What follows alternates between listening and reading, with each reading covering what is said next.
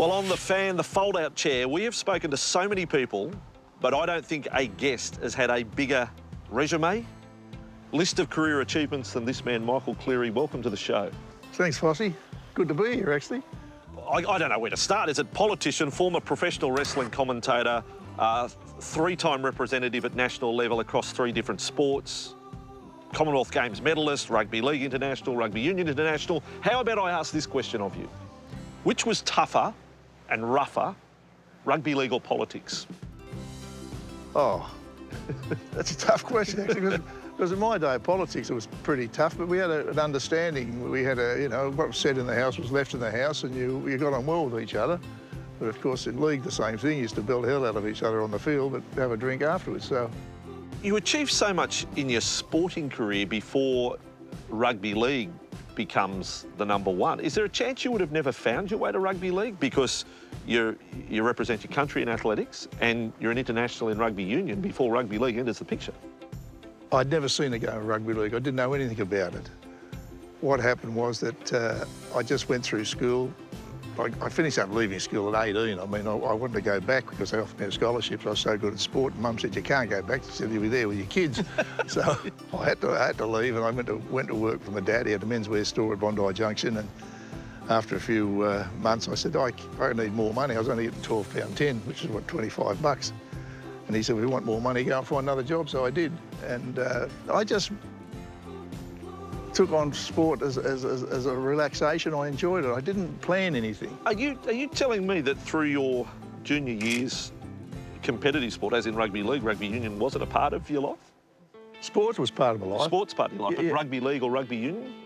I played rugby union at Waverley College. Yeah, I was in the first. I played cricket, I was boxing, I was handball. Anything to do with sport I could handle. Let's put in context how quick you were to win a bronze medal at the Commonwealth Games 62. I think the time was, for the 100 yards, is 9.4, so around the 10-second mark, 10-1. At 10-1 for the 100 metres. Would you back Michael Cleary at his fittest and best? He beats every NRL player today? I think so. I think so, because athletics was part of my career too, because I go from football to athletics, so I trained for it. I did a 9.3 at Geraldton a week before the Commonwealth Games. Yes. On the grass, Geraldton Showground. And these beautiful spikes that are specially made by a fellow at Marrickville called Smith, at Lilydale Street, Marrickville. There you go. 1.5 inch spikes, kangaroo, soft, absorbent, lovely they were. 9.3. I was a star. You're moving. But they wouldn't let me go on the track. I'd never been on the track. So I walked out to the track, and it's tartan. I said, what's tartan? It's concrete base with a synthetic grass. Right. 1.5 inch spikes. The spikes were like that. They were twisted. Terrible, terrible.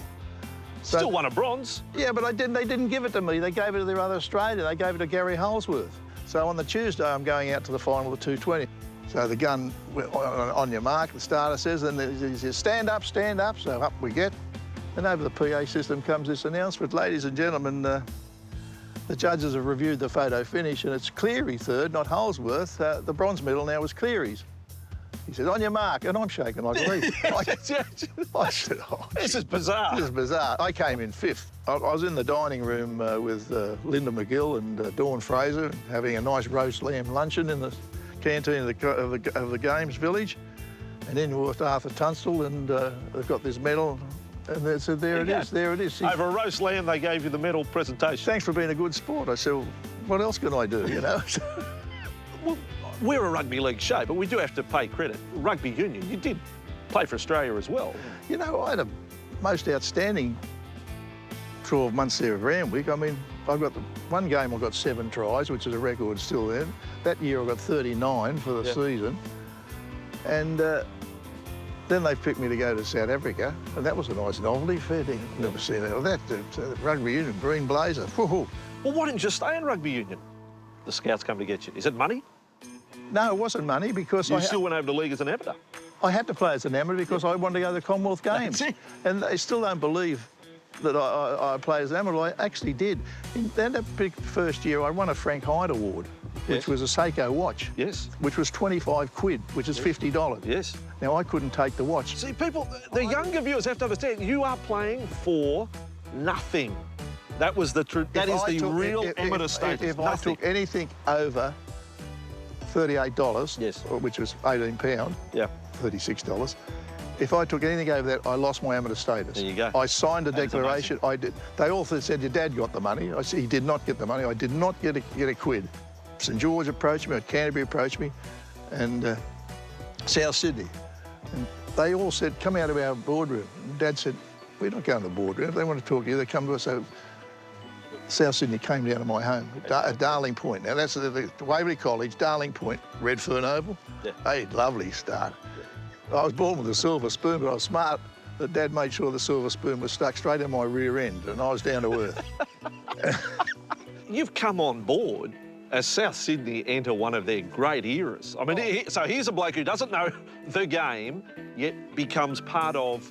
I mean, South could have won. You could have been 65, a contender, could have knocked the Dragons off. 67, 68, lost 69, 170.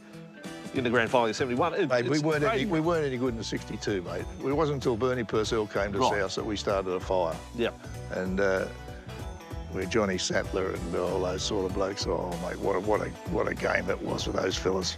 Can I throw one of the grand finals at you? And it's one of the beaten grand finals, 65, because it's mind-blowing, the images you see of the SCG, people in the showground next door. Can you remember?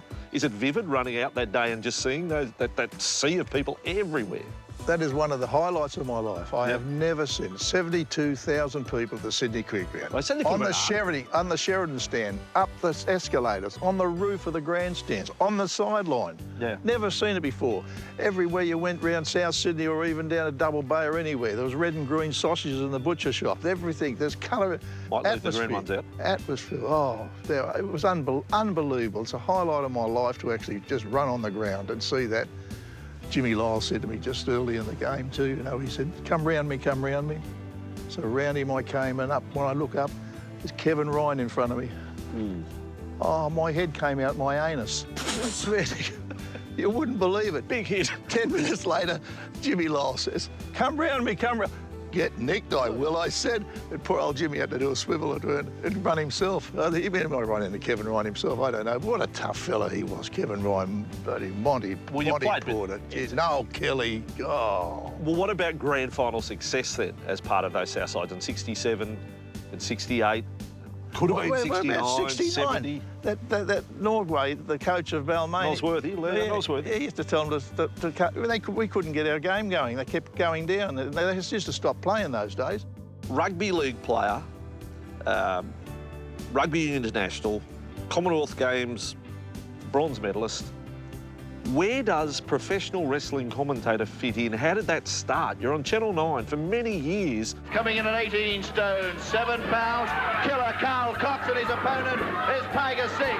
Michael Cleary is one of the voices Saturdays out of the studios at Channel 9, professional wrestling, Brute Menard, Mario Milano, Ox Baker, all killer these people. Carl Cox, Andre the Giant, let them go, here we are. How did that happen?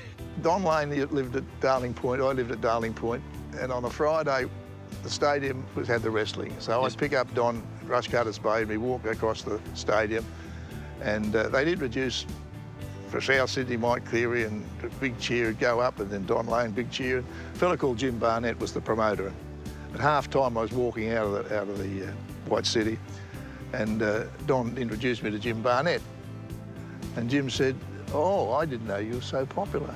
I got Roy Heffernan, who was an old Australian wrestler, and he had a chart with all the holes on it. So I studied all the holes and everything, and I got onto the TV, and I started to call the game, and that was it.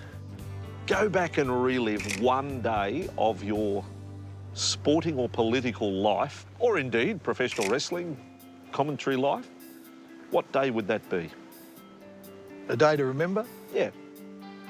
Well, the 65 grand final. Even though you lost?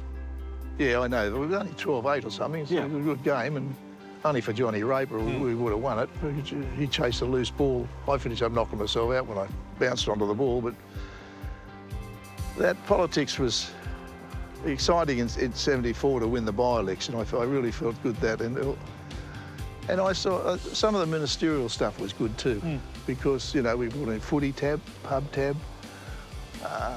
I was able to get money for to do up some of the grounds, Parramatta Stadium. We did the Sydney Cricket the sports ground that was done. That was 62 million. You know, the replacement was 780 million.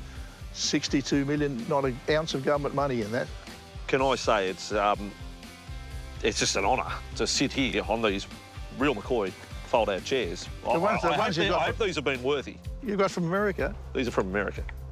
You're proud. I'm proud talking to you, Bossy. I've been a fan of yours for years. Well, that's moved me unbelievably. But Michael, it's just a pleasure to have you on the show, and that I'll say this on behalf of everyone in the sport. The game's richer because of people like Michael Cleary were part of it. Oh, some of the memories. This view behind us, right in front of my house. That's how good it is. There have been good memories and good result. Michael Cleary, beyond a pleasure to have you on The Fan. Thanks for coming on. Thanks, Andrew. Thanks to all your team too. They're coming all the way out here to do these photographs.